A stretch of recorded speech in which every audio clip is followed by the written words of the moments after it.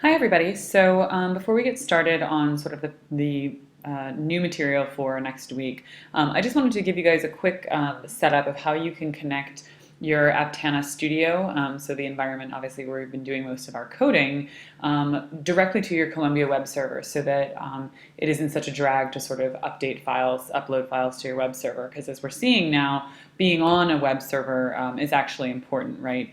With this assignment, we realize that we can't actually find view our loaded data until we're on a web server as opposed to our local computer. And so the way that we're going to do this is a combination of FileZilla and Aptana just to get it set up. And there are a couple of details to pay attention to here, so just sort of bear with me as we do this. So the first thing is that I have opened up FileZilla and I'm going to choose, I have multiple things set up here. And first of all, I just want to point out that when I go to select this connection, right, I actually have all of the details about the connection, most importantly, the host, the target host, and the protocol, which is SFTP, sort of available to me. Now, the reason why we started out with using FileZilla in this case is because it found our username in this sort of hierarchy, the sort of complicated hierarchy of the Columbia Web Service for us automatically. It would have been pretty impossible to do that otherwise. And we're going to need this in order to hook our local files up to our Columbia FTP location. So we're just going to sort of set this aside for the time being, and we're going to look at our current project. And I'm calling this jQuery Basics. I'm going to go ahead and leave this as the name of my folder. And what I want to do is I'm going to go to the Connections tab, and I'm going to set up a new connection that's basically going to hook my local files up here to my Columbia web server so that I can easily update what I've done here, see that on the web server. So I'm going to click Connections here and choose Add New Connection. And right away I'm going to get this, this pop-up, and so I'm going to call this jQuery Connection. And this is asking me if I want to hook it to a project. I'm going to leave it hooked to the current project that I'm in, right? So I can see jQuery Basics is the name of my project folder here. Hopefully you guys remember that sort of setup process we did for that. We can always also just sort of right-click and create a new project at any time if we want. So I'm going to create a new connection. And the thing with this is that I'm calling this jQuery folder connection, and it's because in order for this to work properly, I have to hook it up to a specific folder.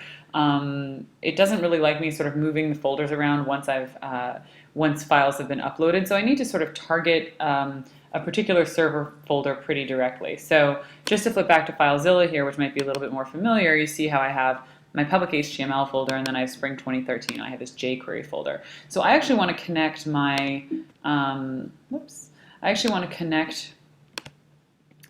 my sort of jQuery Basics folder in Aptana that's on my hard drive directly to this jQuery folder that's at this long complicated URL here. And so what I'll do in Aptana then is come back here, and it's going to ask me, so I've created the name jQuery folder connection, protocol SFTP, the server is going to be that same qnix.cc.columbia.edu.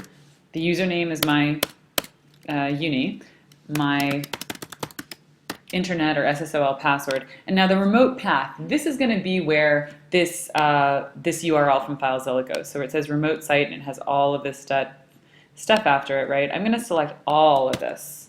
Okay, copy that, and that's what I'm going to put in as the remote path here. And so I click OK, and if I've entered everything correctly, then it seems like we're in business. And so I'm going to hit apply and OK.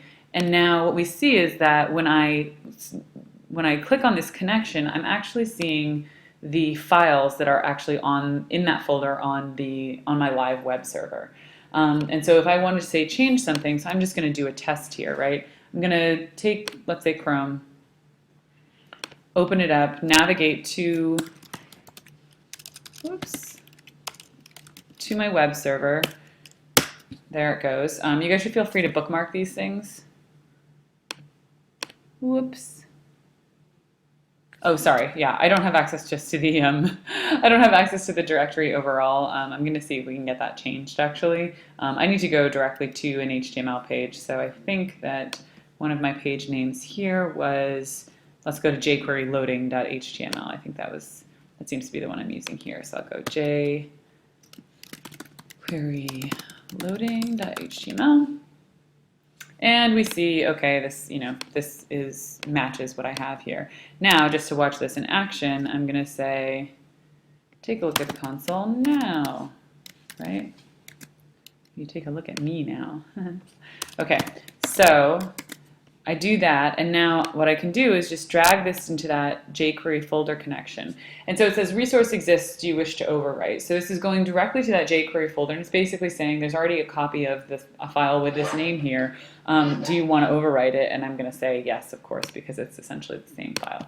And if I reload this, we can see that the file has updated on my Columbia web server. So this is the file process. This is the process that you guys should plan to follow for the most part. I recommend editing things locally and sort of manually uploading them. It is actually possible to open the remote version. So what you can see here is I don't actually have a copy of this jQuery load HTML file in my jQuery basics folder. It's actually on my web server.